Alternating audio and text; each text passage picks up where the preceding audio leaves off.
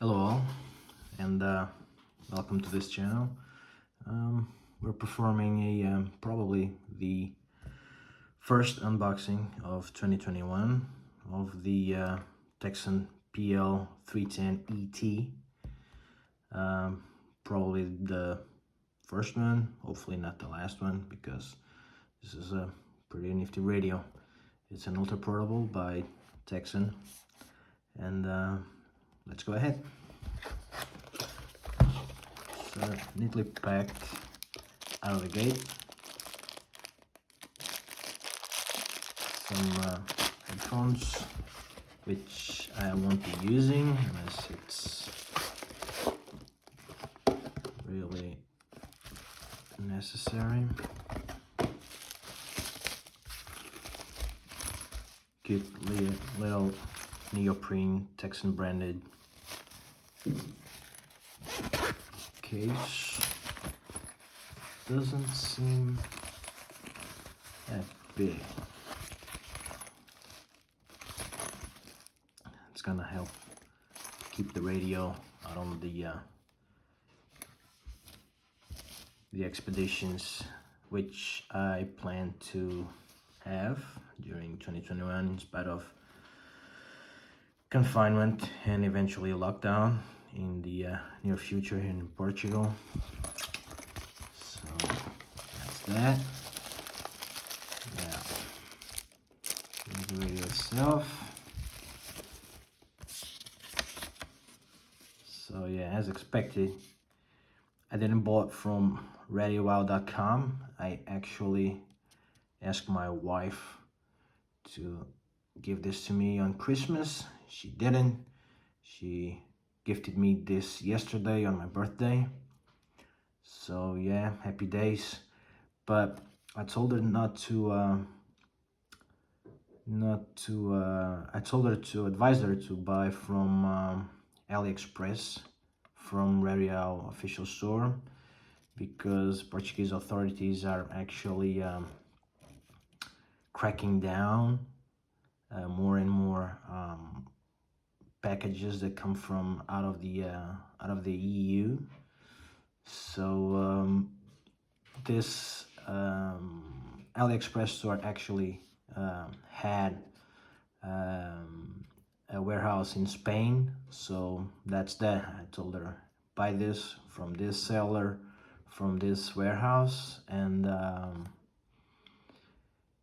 it will avoid the customs. And so it did. It came, as she tells me, in between 4 to 5 days, business days, and it was here nicely packed. Actually, it's really nicely packed, really fast. But surprised to see that was from radio.com, because on this website it actually is a little bit more expensive than it is on the AliExpress Radio official web store from Spain. So yeah, it's actually pretty good seller.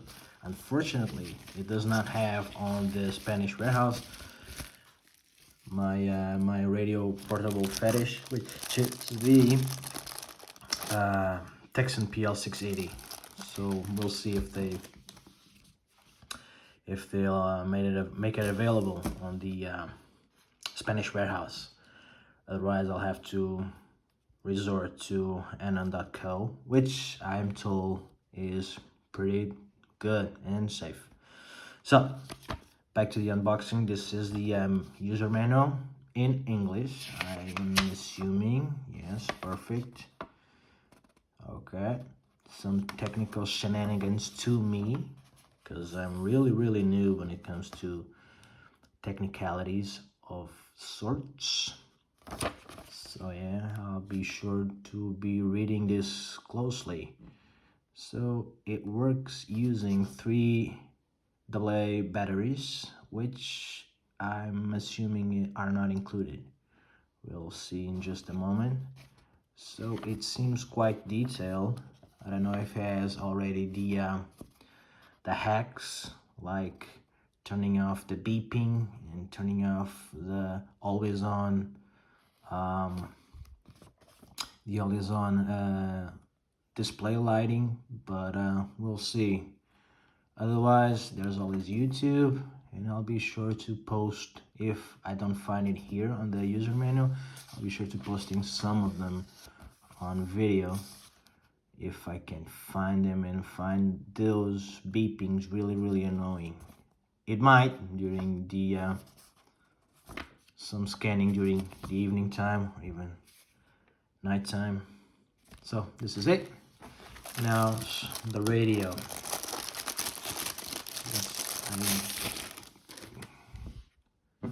Oh, that's interesting. Doesn't have a protector screen on, not even a sheet of plastic. And can you see this tiny little, get the blue thingy out of the screen? I really can't tell what it is. Hopefully nothing bad at all. Hopefully. So yeah, pretty nice stand, which the new Tecsun PL-310 doesn't have. It doesn't have this lovely and very practical, let me check this, stand. This way the radio doesn't lay flat on surfaces, and it's good for, you know, playing around. When you're tired, you just pop it right back into place, and that's it, ready to go. Yeah, three AA batteries, which are good, are not included as suspected. I shall get my IKEA branded rechargeables.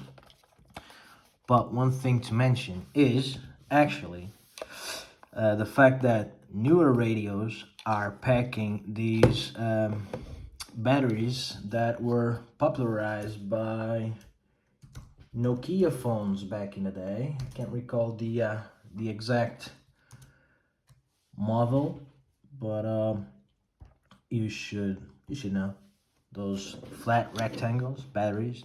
There are two models actually, so pay attention. If you say that your radio, say it's the XH Datas, not the XH Datas, the CY Dons, or the oh, I forgot the name, the other one that also comes packed with those slim batteries.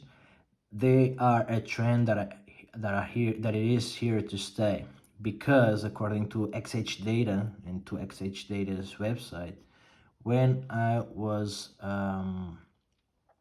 searching for, you know, ultra portable shortwave radios, there was actually something on XH Data's website, or at least that radio, which I can't recall the name. But there's two, the Suidon and I think it's Radial.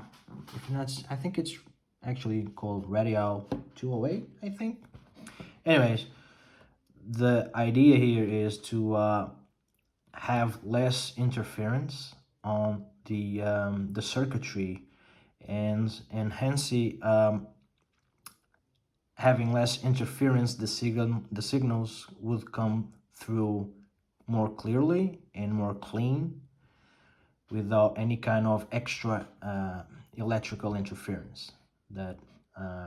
That's the gist, or the science behind the use of those batteries. I'm assuming that using those bigger batteries that are resembled to the AAA batteries, but are not AAA batteries,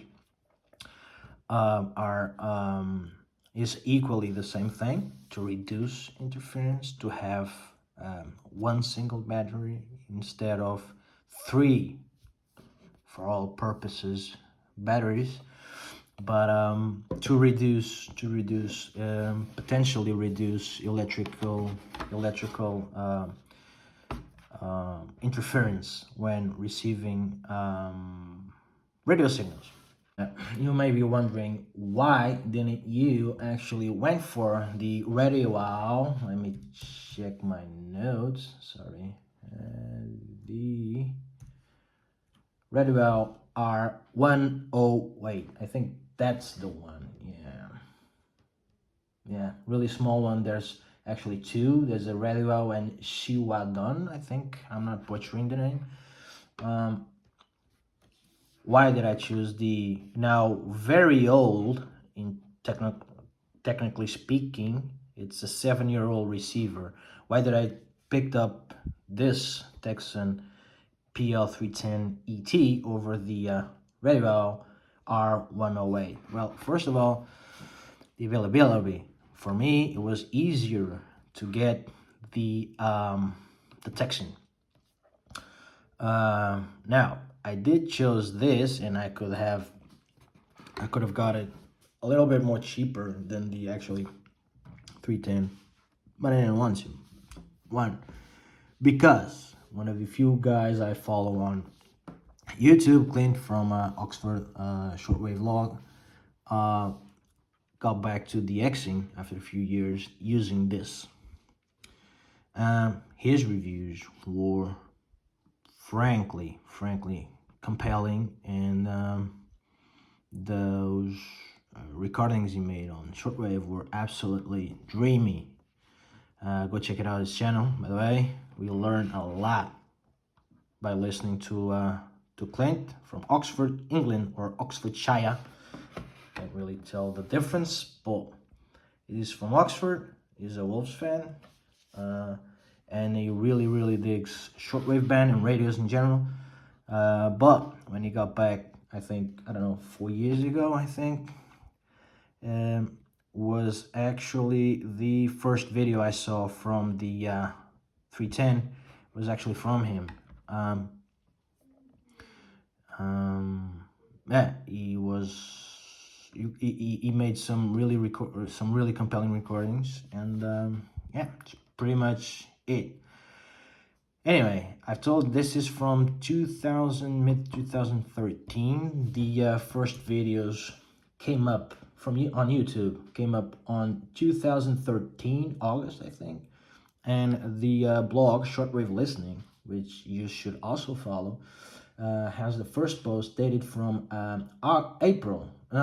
February 2014. And the guys behind the blog also have the did also receive the receiver on April 2014.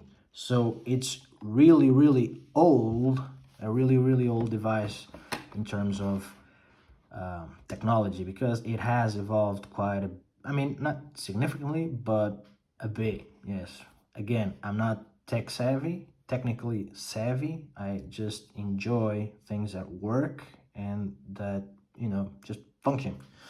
But why I chose that over the radio R1808? Well, because of the reviews I saw, because it keeps working and it keeps being the benchmark for everything else. Sure, the radio has airband. It has a completely full shortwave spectrum. This one starts at 2300 kilohertz and it stops at around 22 kilohertz. The shortwave spectrum usually starts in the beginnings of the 1700 kilohertz and stops at 30,000 kilohertz. This one is capped or maxed out at 22 kilohertz, which is enough for me, and I expect I'm going to have a lot of shortwave fun with this one.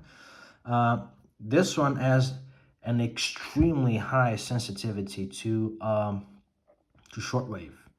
It's really nice, accordingly, again, to some of the reviews I saw about the radio, and I'm hoping That's true because I live almost in a bunker. I have a lot of electrical interference in my house. So the current DX radio, not DX, but shortwave listening, I use it's this really cheap SMIC KK9, which is SMIC. It's just another brand, the KK9 thing, and I'll probably do a video on this. It's just the one of those models that stay here and some brands just replicate over and over again. I'm hoping that the Tecsun is, in terms of receiving, it's a whole lot better, in that this becomes the my for the foreseeable future, my DX machine. So one, two, this is really has something that has ETM, not really, it's fun to have, because once it pushes and it goes to work, it just scans all the international broadcast bands and just, you know, memorizes it keeps on the memory. So then you just go through the memorized bands, and you just, you know, listening. It has different sensitivities for the ETM, or yeah, for the ETM. And I'll also be posting a video showing the differences between sensitivities, hopefully.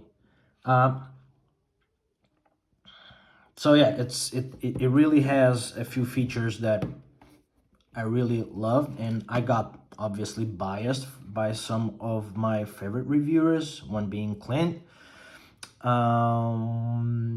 So it really stays as the benchmark in terms of ultra portable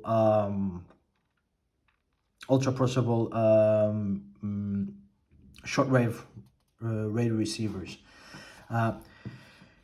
It can also allow the use of a external antenna, and also the use of headphones, obviously.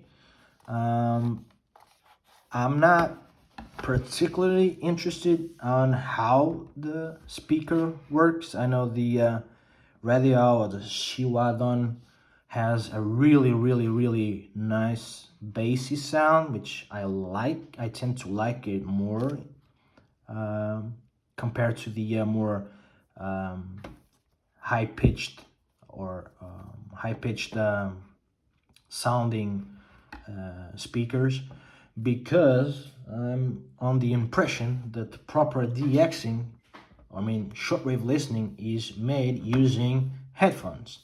Like I've said, I'm not planning to use these that look rather cheap headphones, but just in case, I'll keep them on the pouch or around. But I'm planning to pair the radio with these. These are the Sony MDR V150, which are, according to Sony, bona fide studio monitors.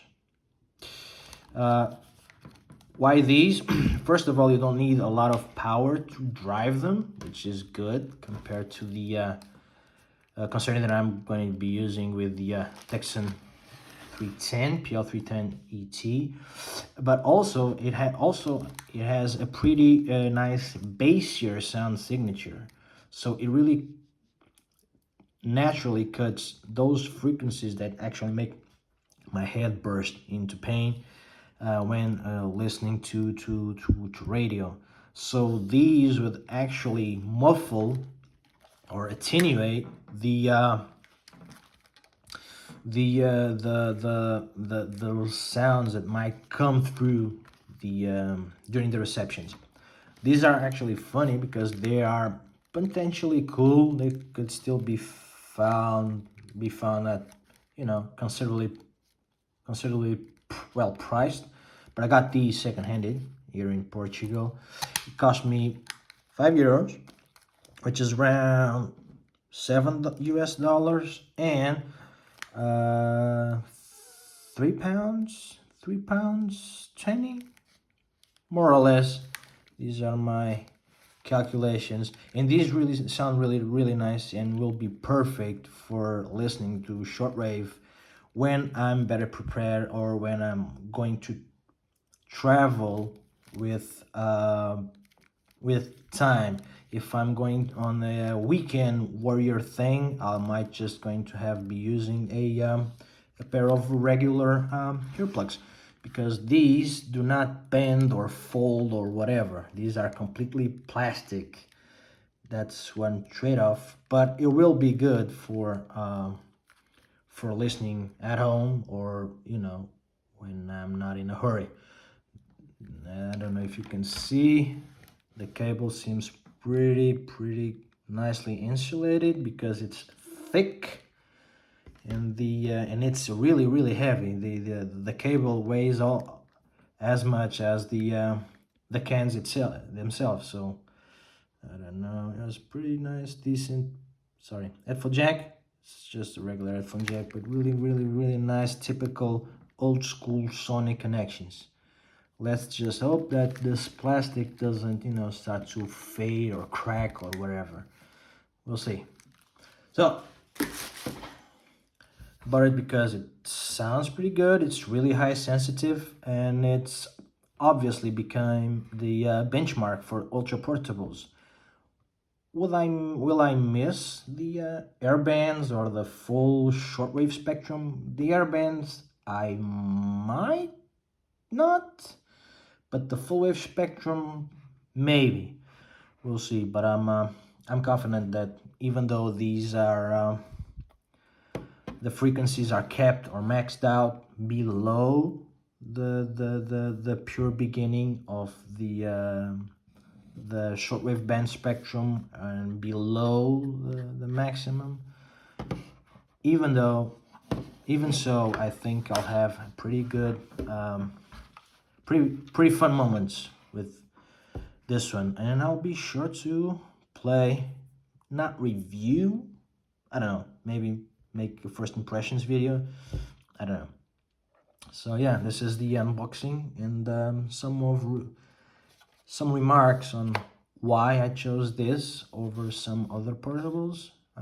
Namely, specifically one, the radio, because the C cranes and whatnot and the Eatons are not widely available here in Europe, Portugal mostly, and it's a really niche market here in Portugal. So if you can, just have this come through via Spain, no customs involved, on 4 to 5 business days, well, this is it. So thanks for watching, and I'll see you soon. Cheers.